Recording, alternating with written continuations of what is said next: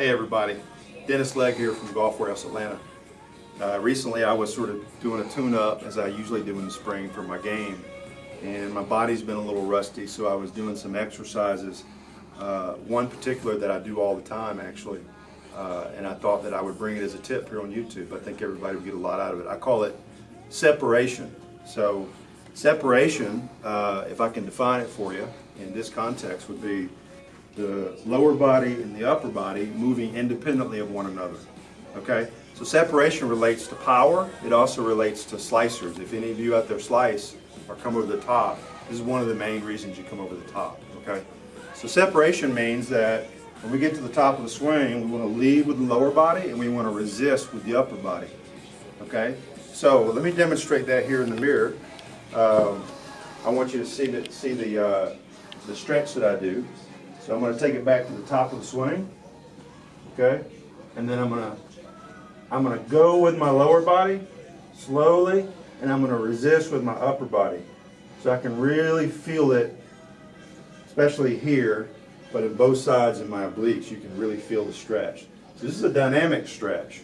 You want to actually be moving while you're stretching. So here, it's a little dance back and forth between your upper body and your lower body, and you're putting tension on those obliques. Okay?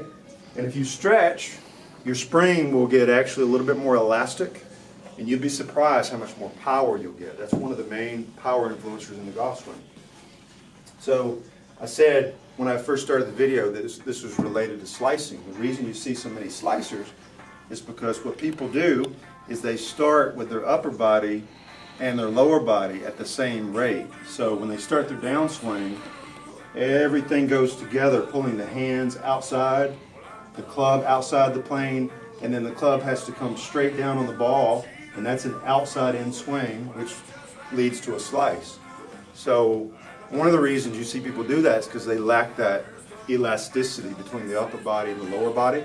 So that's the separation stretch. It's really going to do it for you, I promise.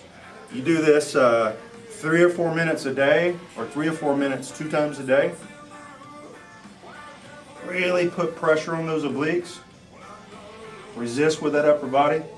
I guarantee you'll see more power, and I guarantee that you'll be dropping it in the slot more naturally and easier. So I hope you get a lot out of this tip. I know it's a great stretch for me. If you haven't subscribed to us, subscribe to us now, the little red button down below you.